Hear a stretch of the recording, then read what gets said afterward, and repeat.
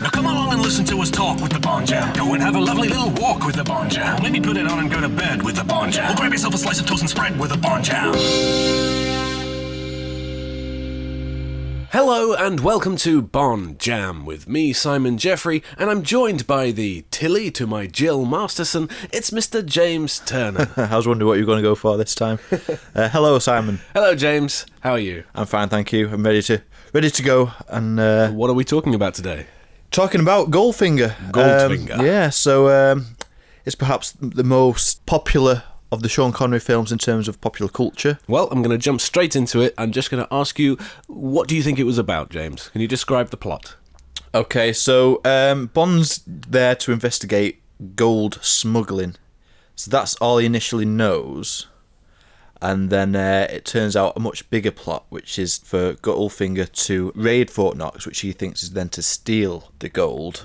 And then once he discovers what his true plan is, it's actually to destroy Fort Knox, I think with an atomic bomb. His plan is to irradiate the gold at Fort Knox, not just to destroy the building, but to make the gold radioactive and therefore unusable and therefore worthless. Yes. Meaning there's less gold in the world, meaning his gold is more valuable. Yes. So, really, it's just about money at the Quite end of an the day. inspired plan. Yeah.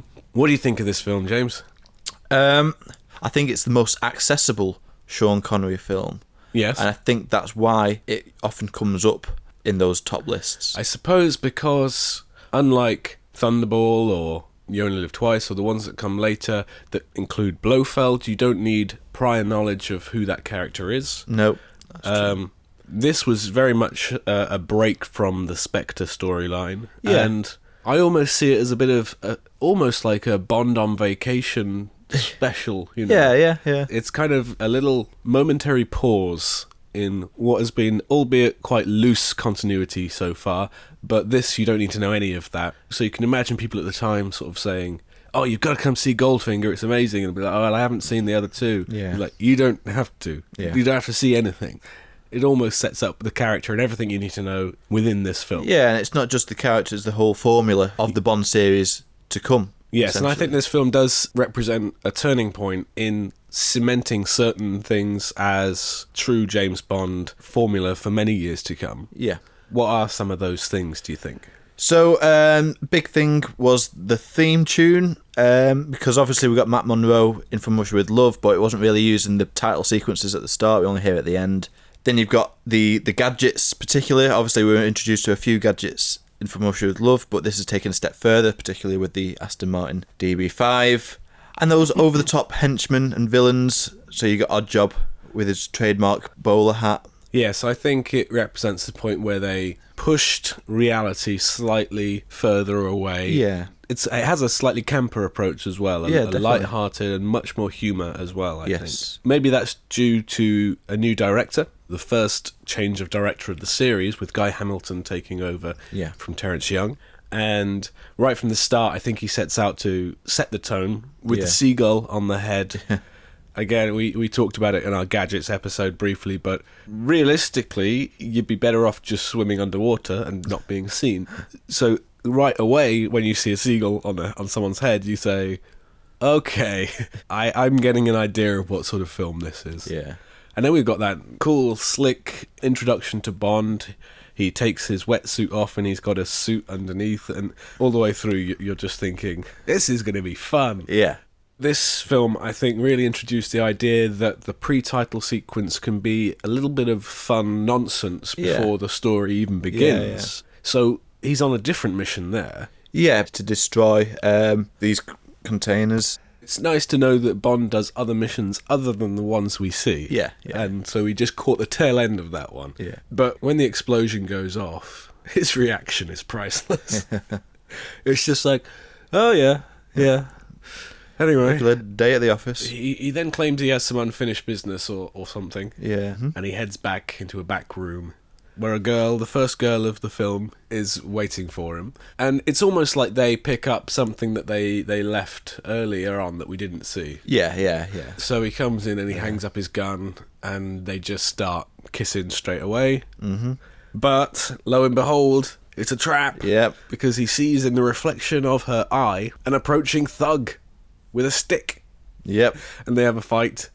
And the woman does the sort of typical reaction of those early Bond girls and sort of cowers in a corner, unfortunately. And Bond throws the thug into the bathtub, flings an electric heater into the bath, and it electrocutes him. And then we get another of the staple of the series. Yes. The after-death puns.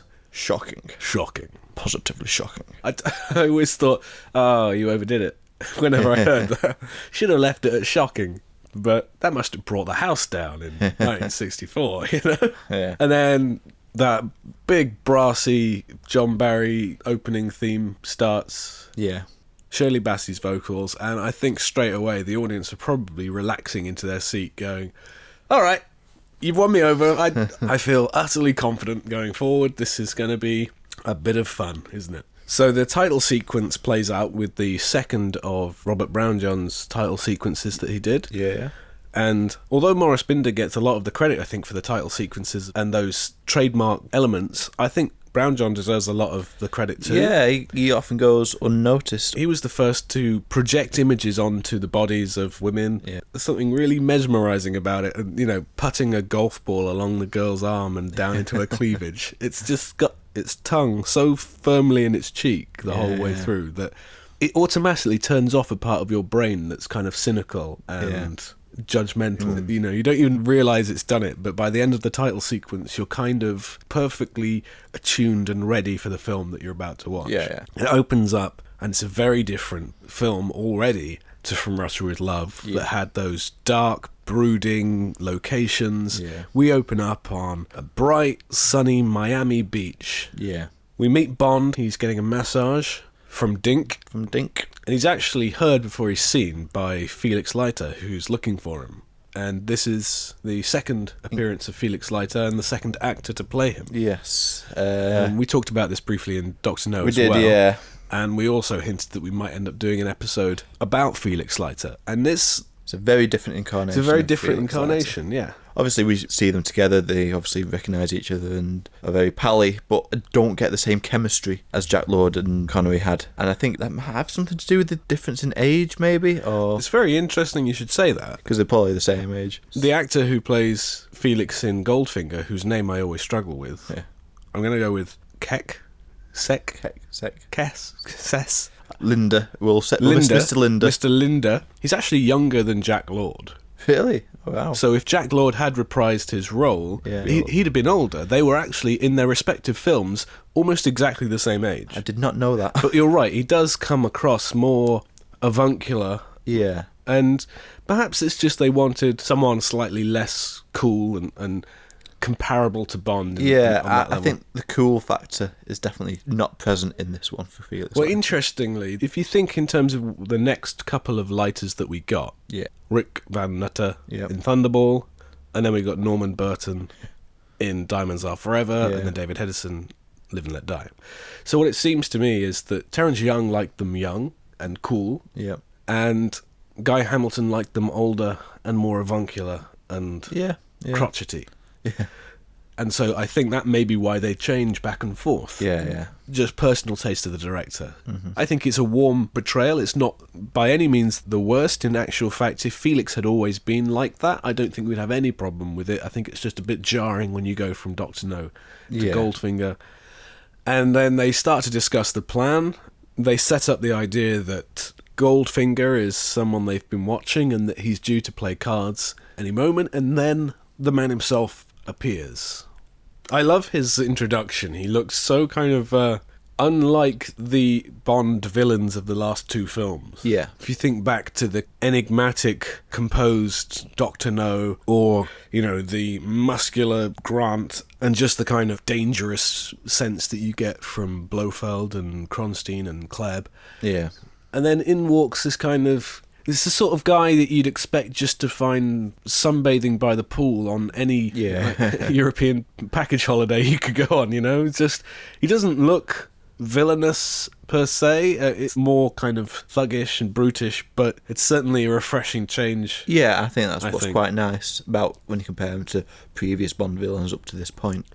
That card scene is great. He's instantly suspicious to anyone watching the film. It's a wonder that his card partner doesn't pick up on any of it. So then he has his little bit of fun with Goldfinger and saying, essentially he just threatens Goldfinger with telling the police about him, which you can't really imagine scaring off Dr. No or Blofeld or any... Yeah, and I think that's kind of emphasises the fact that this is a very different villain that we're dealing with. Now hear this, Goldfinger. Your luck has just changed. I doubt very much if the Miami Beach police would take kindly to what you're doing. Nod your head if you agree. Nod. So imagine you're Mr. Simmons sitting opposite Goldfinger at the card table. What do you think when you just see him kind of nodding like a maniac? Maybe it's a tell, and it's like, oh, yes, this is yes, I am winning. The way that ends, he sort of says that ought to keep Goldfinger busy for a while. Then things take a turn. Bond goes to the fridge and gets some more champagne. Then we have the ominous first appearance in silhouette of Oddjob.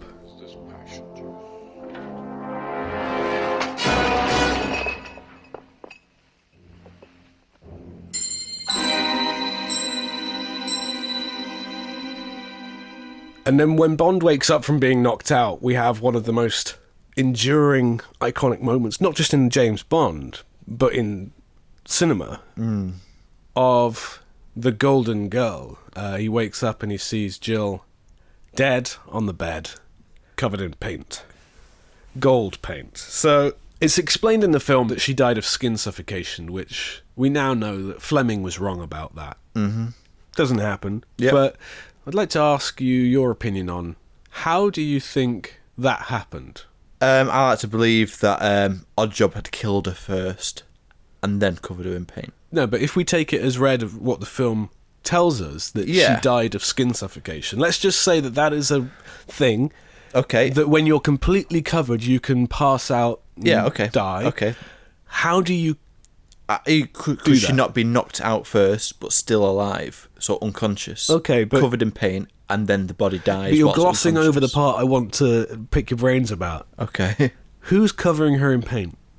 I presume Oddjob. What, with a paintbrush and a... Yeah, I can imagine him there. Takes his hat off, gets his paint bucket, starts painting her. Job done. See you later. Bond's still knocked out. Yep. Okay. Bye. I think it would take quite a while to paint someone from head to toe in gold paint, wouldn't it? With a brush. Maybe he brought with him a different bed sheet, threw the entire paint can over her. I mean, she wouldn't have died of skin suffocation if that was a real thing. She wouldn't have died of it unless every single inch of her was covered. I always picture the easiest way of doing that would be to dip her in something. Yeah. I just can't imagine how it happened, all in that time of Bond being unconscious. I just like to imagine this little 60-minute makeover team sort of swooping in. And, maybe it was a 60-minute makeover. right, cover all the sheets, Yeah. you know, like dozens of people standing her up. She's somehow either unconscious or just willingly going along with it.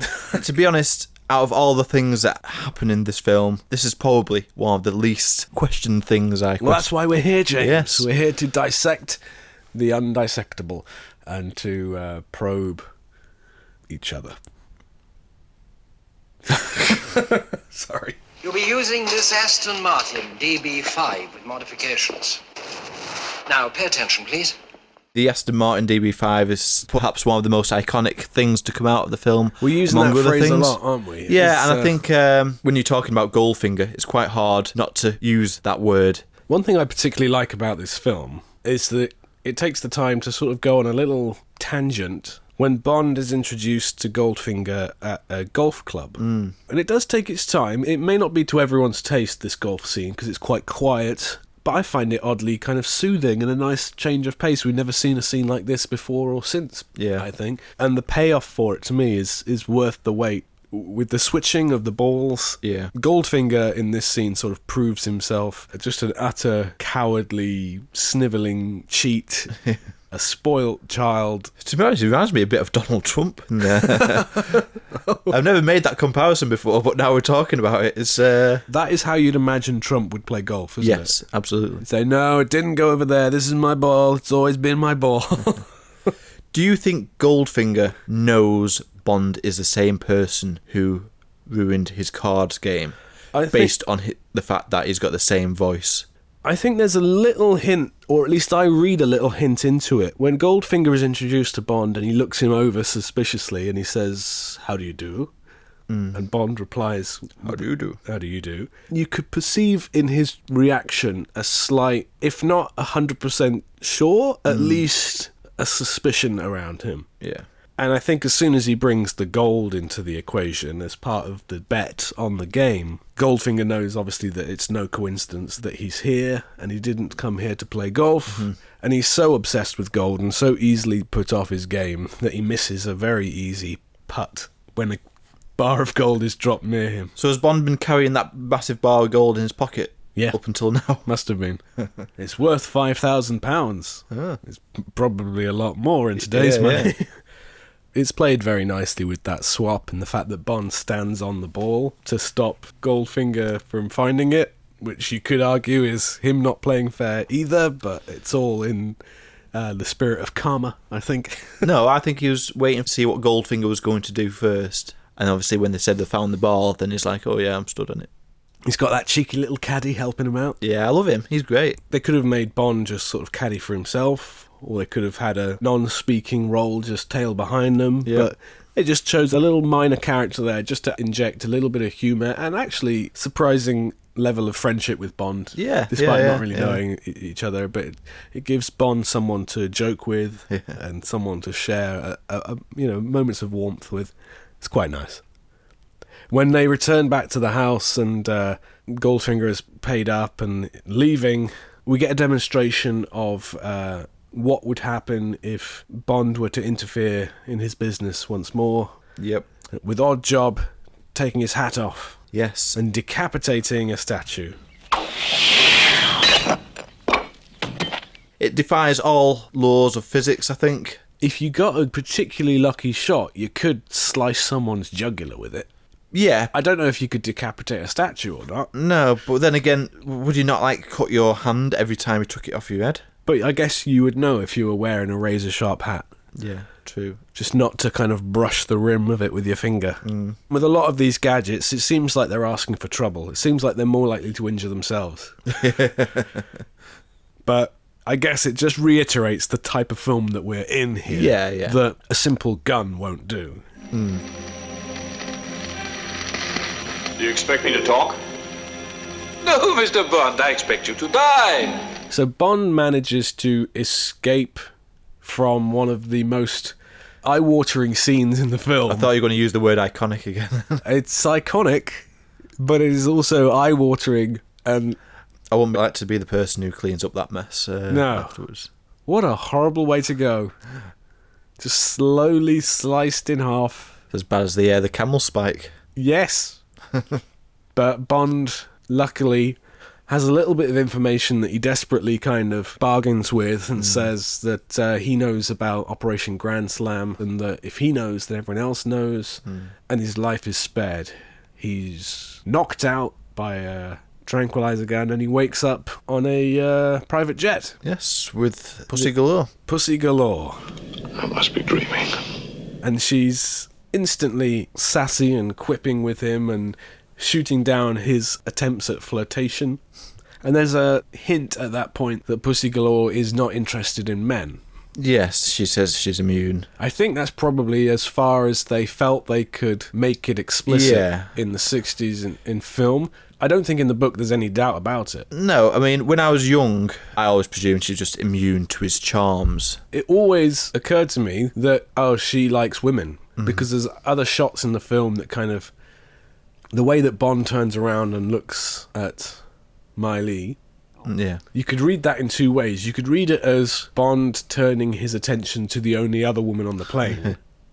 Or you could read it in a way of Bond putting two and two together to understand what Pussy Galore is implying there. And I think I always understood it and never batted an eyelid at it because as a child you don't care. Love is love and prejudice comes later from warped adult minds. That guy Solo's gonna wear a hole in his shoes. There's a point in the film Goldfinger has assembled what seems to be members of various crime organisations and gangsters and investors in this plan. It's very strange, that scene. They're all kind of messing around on the bucking bronco thing. Yeah. All right. Hey, I'm gonna move you. here we go. Yeah, I bet. They're talking non-stop. This would be like, hey, who turned out the light? What's with that trick pool table? Hey, who's the floor's moving? Oh, what are the doors doing over there? It's a good impression. Go on, James. You look like you're about to say something. Oh, I can never get the point of this scene.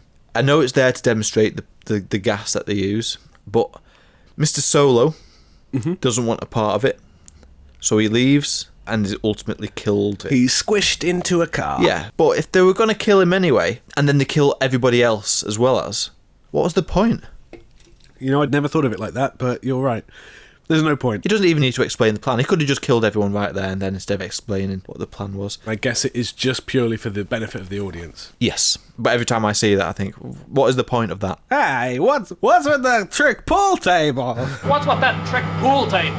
Who built that giant model? And why? Why do you need a model that size to explain your plan? Yeah. And all he does really and says, this is Fort Knox.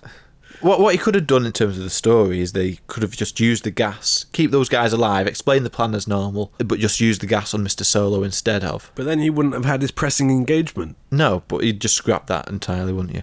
And then that's at least a demonstration of the power of that nerve gas. Well, he didn't want to pay the people for their help. Yeah, that's true. Because they're not paying him, are they? They're providing things. Yeah. Or just scrap those gangsters completely and just not have them in it. Hey, you can't scrap us! Why are you trying to take us out of film, James? I want to play pool on the pool table, but the pool table's moving. Hey, what's going on here? What is it? Hey, on the floor, my feet! What is this? A merry-go-round? I always found the actual operation in action to be a little bit too goofy for my tastes.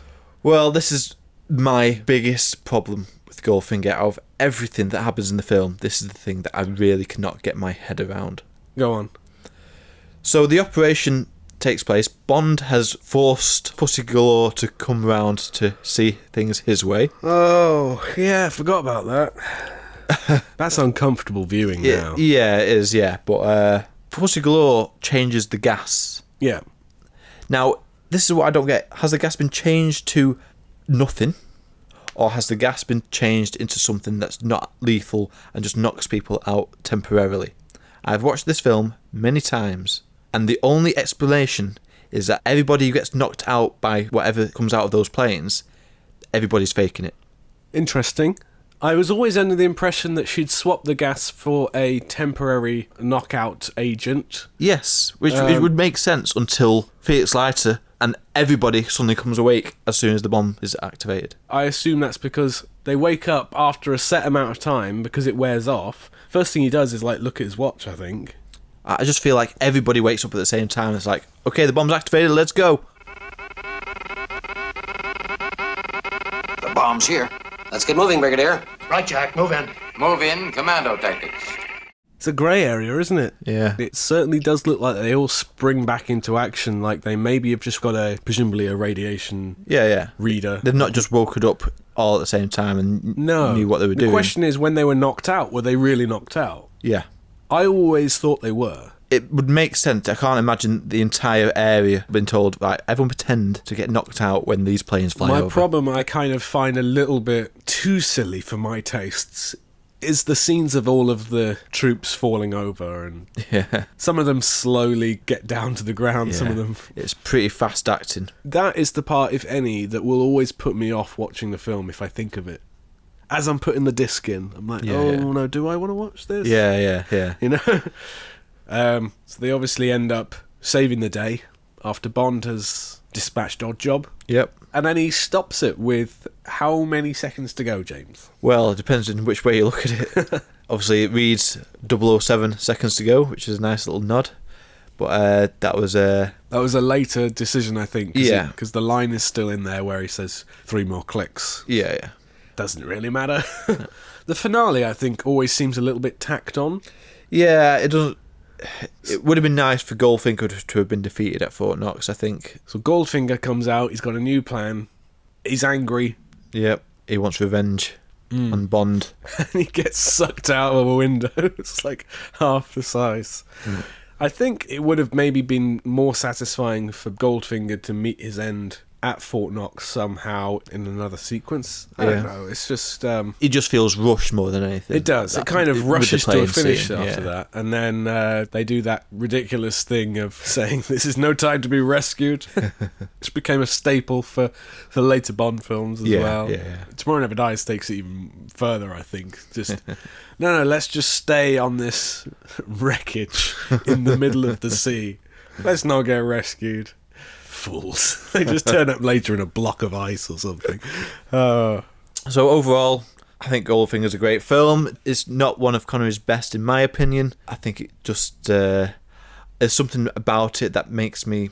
I don't know, makes it not rank in the top of my list. I know what you mean, and I kind of feel the same way. And I know this is going to outrage some people, but it became a film that subsequent films often tried to recreate, and that didn't always end up being the best thing for the franchise, in my opinion.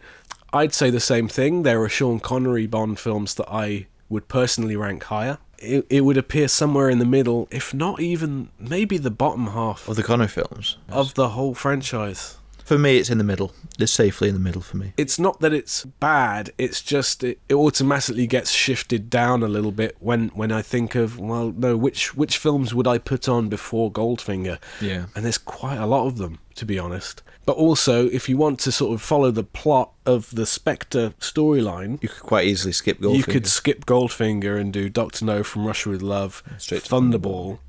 Because of that, it stands as a little bit of an anomaly among Sean Connery's films. Yeah. And it's whether you embrace that as being, yes, it stands above them all, or if you think, actually, it kind of just stands to one side. Yeah. I'll visit it every now and then, but I don't feel inclined to that often. But we're probably wrong if we were to go by popular consensus. What do you think of Goldfinger? Let us know in the comments. I don't know what you thought about this episode, James, but I actually found it surprisingly difficult to dissect the film. And even though we both said it's not our favourites, it's kind of untouchable. Yeah, I think it's very... I think it just depends on your personal preference more than anything else with Goldfinger. But it seems so kind of impervious to criticism that I can't pinpoint the reasons why beyond it's just not my favourite. Yeah. I think we'll leave that there for our discussion on Goldfinger. Yep. And you know what's coming up next, James? Games with James. Games with James. James, this is going to be a tough one. Great. Like the others weren't tough in previous ones. This is called the Reverse Words Game. Oh, God. So you're going to tell me, I don't know, words in a different order? I might even join in with you on this one. Okay. What I'm going to do is I'm going to play you some clips that I've recorded myself of phrases from the James Bond series, and they are played backwards. Okay. And what you've got to do... is just figure out what film they're from. No, you've got to say them. Okay. What I want you to do is to mimic the sound of these phrases said backwards, so that we will then take your recording Right, okay. and turn it round And see if it sounds the same. and see if it works. Okay. Okay. Let's go.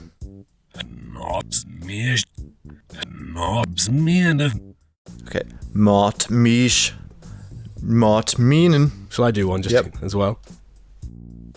Knobs Mitch. Knobs Minion. Oh no. Okay. This is the second one. Waik Miss Mian. Ivek Emekesson. Nuespisnusiem. Novixufisium. Lost at the end there. I don't think we're going to recognise any of these. Mesnon. Mukish. It's none. Nigish. Should we move on? Oh, I'm not going to be able to do that one. Flipping it. Gonna have to try. Ja, 7 stycken. No, I don't know that one. I can't say that. Give me a try. Ja, skuskischian. Nasesjon. Ja, subset. Navetsimon. Spanjakjes met me. Aspanasisnifmifnifbich. And the last one. Sounds German. Have firma even nuffer servicel. Haverfelder Edith Nucken Haven Cell. You look really stressed out and angry, James. I cannot pronounce what they're saying, let alone remember it. Right, we'll stop there. We're going to turn these clips around. Yep. And have a listen. Okay. Okay, so I've now taken those recordings that we just did and I've reversed them in the computer and I'm going to play some of them back to you, okay? This was clip number 1 that I gave you. This is what it should have sounded like. The name's Bond. James Bond. And this is what you sounded like. Oh, God. Name's Tom. Sheem's Tom. You gotta sound Welsh. Jim Tom. Hello, Jim Tom. Do you want to hear my version of it? Go for it. Bet yours is perfect. I don't think it is. My name's Bond. James Bond. Yeah, babe. That was the easier of the ones that we've read, though. Okay, let's hear the second one. Should we hear what that should sound forwards? Yep. 007. License to Kill. Okay. Should we hear what you sound like? Oh, no. That sounds like I was talking to someone called Kevin. Nice to meet you, Kevin. I've got a cow. What was yours like? Mine was... Mason, sit down. There's elements there, isn't it? Mason, sit down. Hello, welcome to the hotel. Can I take your name? My name's Tom. Sheem's Tom. Okay, and do you have a code name? Kevin. Kevin? My code name's Kevin. Yeah. My code name's Kevin. Yep. Moving on. This is the next one. That's on. Do you want to know what that sounds forward? Go on. Shaken. Not stirred. See, I would have said shaken, not stirred for another one, but I didn't think it would be that one. Right, okay. So, how would you like your martini? Shaken. Monsoon. Hey, you got the word shaken in there. Yeah. You look impressed. Yeah, that's all right. I'm happy with that. Shaken. Monsoon. And what about you, sir? How would you like your drink?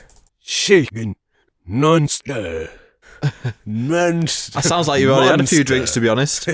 Shaken. Non-stir. No, not stir. The other guy stirred my drink, but I don't want it to be stirred. I want it to be shaken. Okay. The next one. Any ideas? No, Mr. Bond. I was going to say I that. expect you to die. How are you feeling confidence-wise about this one? Not very. Do you expect me to talk? No, it's fine. Nice to fine. Oh, I see. I'm clearly a foreign Bond villain who doesn't understand English. I'll listen to mine. Do you expect me to talk? No, Mr. Van. This die. Oh, he did the first half really well. No, Mr. Van. No, Mr. Bond. Hey. Next one. Yep. Oh, God. You want to hear what that sounds like? No.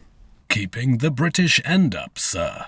Okay. At the end of The Spy Who Loved Me, Yep. you would hear... 007 Triple X. Bond, what do you think you're doing?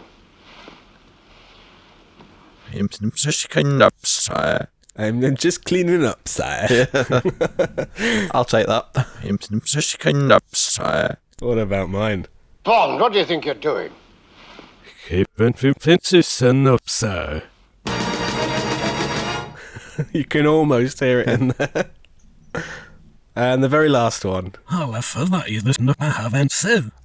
was the hardest, wasn't it? It's one of the most controversial, well-known lines of the series. This never happened to the other fella. I'll put you out your misery, James. I'm sorry for this. Let's have us the fun to be a forever. What? I think we got This Never in there, and then it all goes downhill. Yeah. Let's have us the fun to be a forever. And finally, this is my version of that line. Let's never go to the other feather. Feather. And with that line, a whole codename theory was born. Well, there you go, James. You look stressed, but did you enjoy? I would do it again. You would do it again? I would do it again. I'll get cracking. It's much more difficult than I thought, isn't it? Yeah, it's hard. Anyway, we'll leave it there, and we'll do another Games with James on the next episode. Yay. Games with James. So, that's it. Leave a comment below as to what you think of Goldfinger, and don't forget to like, share, and subscribe on your platform of choice. And you can find us on Twitter, Instagram, and Facebook at BondJamCast, and on SoundCloud at soundcloud.com/BondJam. We are on Spotify, just search Bond Jam Simon in the podcast section, and click the link in the description to be taken to our YouTube channel, where you'll find this episode, all the previous episodes, and maybe, in the future, a little bit of bonus content as well. So, for now, that's all from me, and don't forget to keep spreading that jam. Spread that jam, everybody, and take care. Bye. You're not going to say cheerio? No. Cheerio. Thank you. It's become your catchphrase. I didn't even realise.